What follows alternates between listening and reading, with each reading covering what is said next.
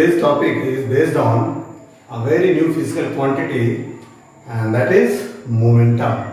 So in today's class we will try to understand the concept of momentum and what is the need of momentum, that also we are going to understand.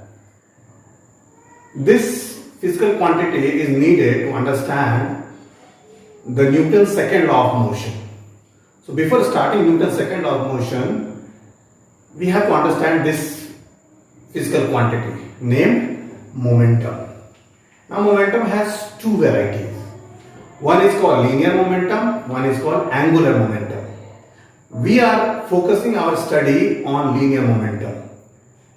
Why? Because Newton's second law is in Newton's second law it requires to understand the linear momentum, because Newton's second law is expressed by using the terminology, the physical quantity momentum. Now what is linear momentum? When we talk about this physical quantity on a straight line path, then it is called linear momentum.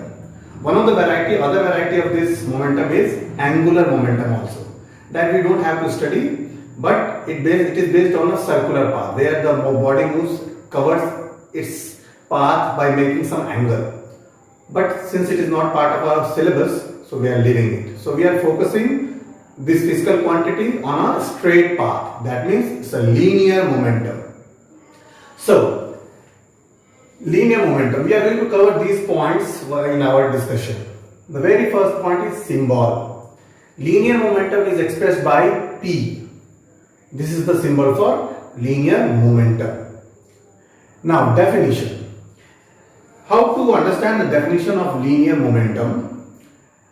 For this, first of all, we should ask a question from ourselves, that do we fear from a stone lying somewhere, or we fear from the stone when that stone is thrown by somebody towards us? In this situation we feel fear, the stone which is at rest, or when this stone comes towards us. So obviously when the stone is thrown towards us, that creates a fear in us. Then why? The stone is thrown, but why the stone at rest is not creating any fear in us? But when it is coming to us, we are feeling afraid of that. We are feeling frightened. Because when any body is reaching to any another body with some velocity. So what happens in that situation? The object acquires a special type of physical quantity in it, and that we call linear momentum. So momentum is gained by any object when it acquires some kind of velocity to it. Mass is already there with the object, but mass is not enough. When that object reaches to us with certain velocity, then it becomes fearful for us, because it can cause damage to us. Sometimes it causes severe damage, like bullets. Bullet can cause you severe damage because it hits our body with a very large value of momentum. So this is the momentum. So how do we define momentum? The product of, suppose a body has mass m and reaching at any instant, it has a velocity of v. So how do we define momentum? Momentum is the product of mass and velocity of any object at a particular instant. What is momentum here? Again I am repeating. Momentum is the product of mass and velocity of any object at a particular moment. So that's why it is called momentum. Okay? So P is equal to mv. This is the formula also. So what is the formula for calculating value of momentum of any object at a particular point? P is equal to mass into velocity. This is the formula. So definition is, it is the product of mass and velocity of any object at a particular instant. Formula is the same, P is equal to m into v. Now here, you should observe one thing. I have put arrow over P over V, but I have not put arrow over M. This is the vector notation to represent any vector quantity. So that means P, that is momentum, is a vector quantity, and velocity is also vector quantity. But why I haven't put an arrow over here? Because mass is not a vector quantity. So this is a way in which we express some important product also. Okay. Now, after formula unit, how do we find out unit of this? So very simple, from the formula itself we can get the unit of the momentum. How can? Suppose this is the mass. Mass unit is kilogram and the second part is velocity, and velocity unit is meter per second. So this is the unit for measuring momentum in standard unit, kilogram meter per second.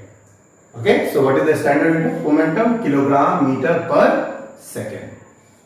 Now coming to vector, I have already mentioned this. It is a vector quantity, take care of that. So it will have magnitude. So our magnitude will be calculated by this way. Then what about the direction? How do we decide the direction of momentum of any object at a particular time, at a particular moment? So very simple. Linear momentum direction is decided on the direction of velocity, with the direction of velocity. That means in whichever direction body is moving, suppose the body is moving in this direction. So velocity is in this direction. That means the momentum will be also taken in this direction only. Suppose it is going in this direction, then the direction of velocity is, if it is in this direction, then the direction of momentum will be also in this direction. And be very careful about that. While doing the calculation related to momentum, we have to take care of the direction also. Suppose at the same time one other body is also moving. Suppose this is moving this side, so you are taking the positive velocity. So momentum will be taken positive. At the same time, other body is moving this side, so that in that situation, for the momentum of this another body, the direction will take a negative. Okay, so please take care of that. How to decide the direction of any momentum, and it's very simple. On the basis of direction of velocity, we can decide the direction of momentum also. So this is about the direction also. So it is a vector quantity, and we talked about direction. Now analysis of formula. It is a very important way to understand our relation with the help of mathematics. In mathematics, you have studied about direct and inverse proportion. That is not only for mathematics, it is applicable for each and every formula which you read in your life. Actually, the formula is nothing, it is the relation which is found between different members, different quantities. Suppose here I have written P is equal to mv. So this formula, why not it should be m by v? So why it should be m into v? So what happens? We are going to analyze this formula for our better understanding, and for you also you should always analyze the formula on the basis of its relation. Now what is the relation here that we are going to understand? Like in our world we do the friendship and we have enmity also. Who is friend? When we feel sad, he also feels sad, he or she also feels sad. When we feel happy, he or she also feels happy. So this is a sign of a friend. But what about enemy? Those who are not friend for us. When you will be happy, they will feel sad, and when you will be sad, they will feel happy. So in the same way, we in the world of formula also, in physics also, in mathematics also, any formula, actually it is a combination of friendship and enmity. Now, from this formula, we are going to analyze the different relation found between different members. There are three members: momentum, mass, and velocity. Now, how to do the analysis? How to decide whether it's a friend or foe, or that means enemy? So, to decide the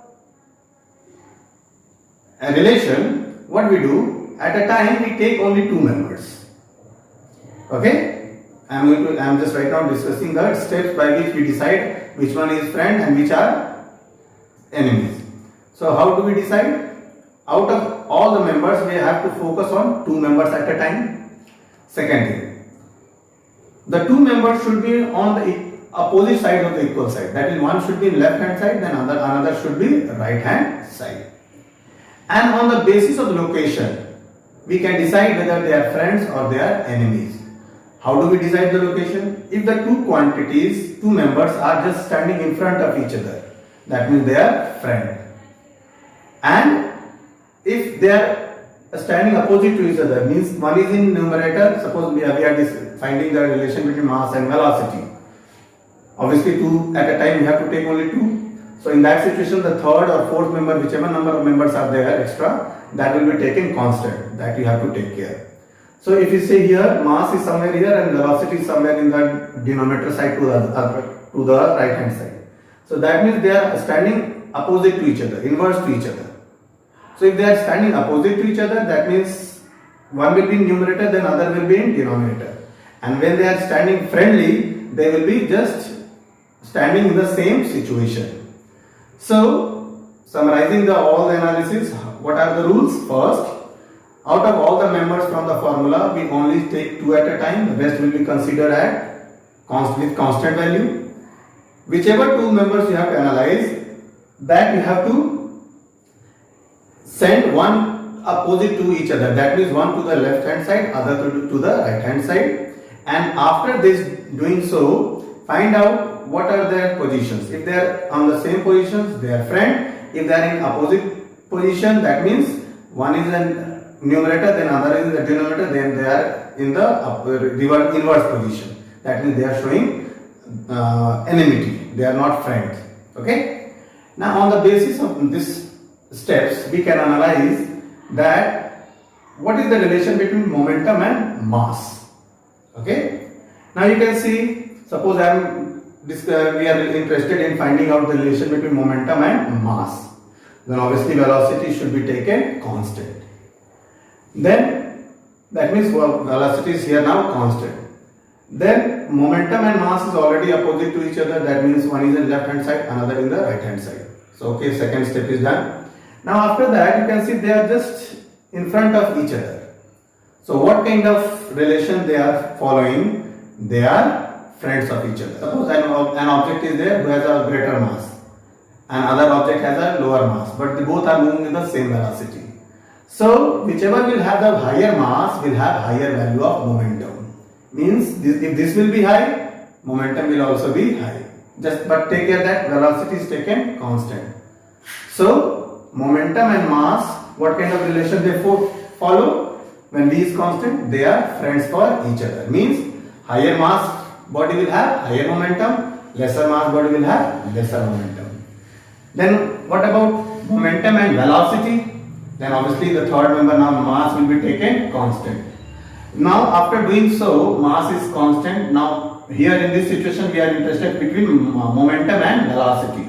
Again you can see they are standing opposite to each other. One is in the left hand side, one in the right hand side. And their position is just in front of each other. So that means they are again, what are the relations they are following? They are following the relation of friendship. So that means momentum and velocity are friends of each other. But when mass is constant. That means if the mass of the two bodies say suppose same, but one is moving with higher velocity and one is moving with lower velocity.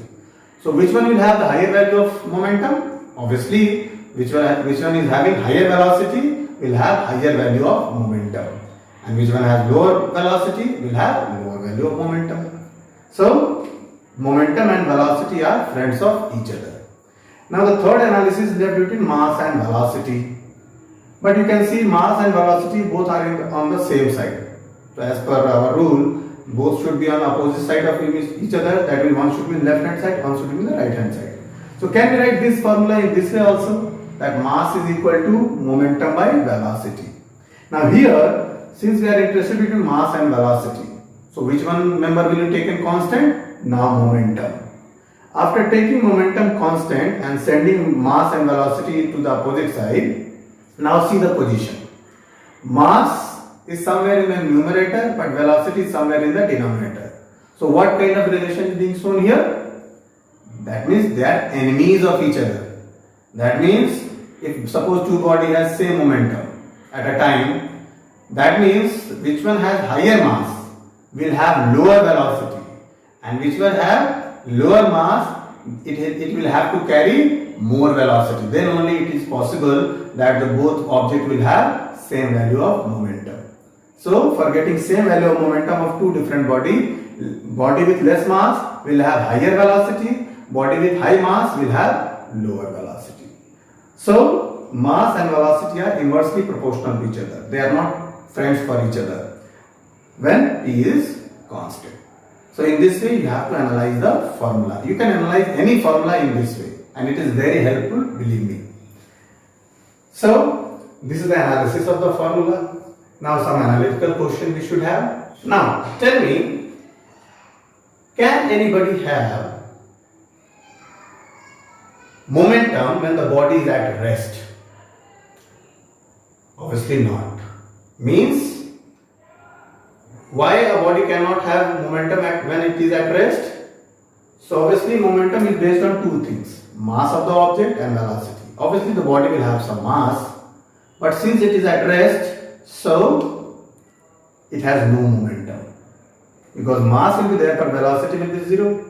And from the mathematical knowledge we know the product of any number with 0 is always 0.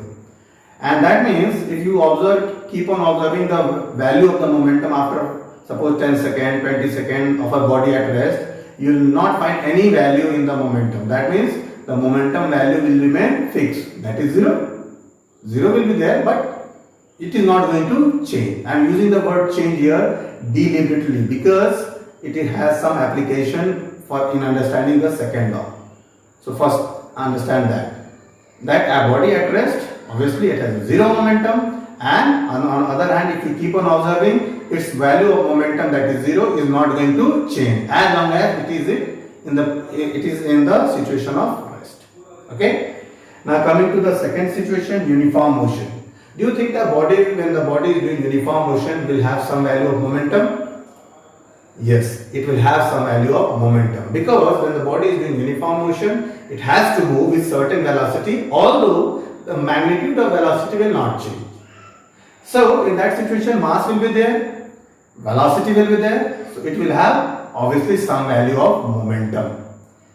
But if you keep on observing the momentum after 10 seconds or 20 seconds or anywhere, you will not find any change in the value of momentum because during its observation, both the factors are constant. Mass is constant as well as velocity is constant because of the situation of uniform motion.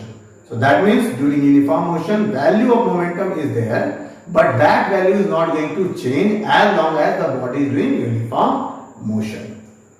Now the third situation, non-uniform motion, where the magnitude of velocity on a linear path can vary. But if the rate of change of magnitude is fixed, then it we call uniform acceleration. Or if the rate of change in magnitude of velocity is not fixed, then we call non-uniform acceleration. But although overall it is a non-uniform motion. Now in non-uniform motion, at a particular time, body will have some value of momentum.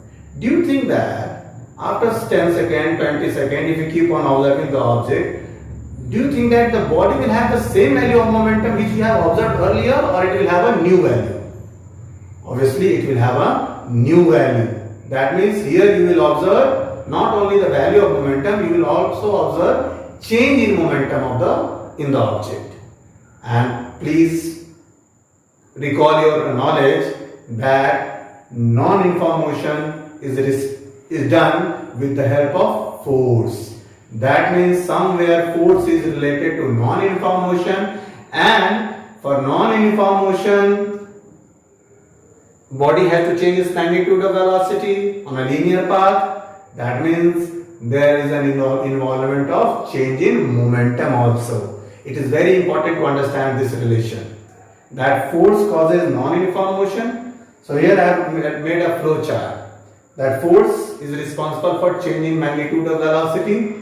That is a non-uniform situation, and that means the body will experience not only change in magnitude of velocity, at the same time it will experience the change in value of momentum also.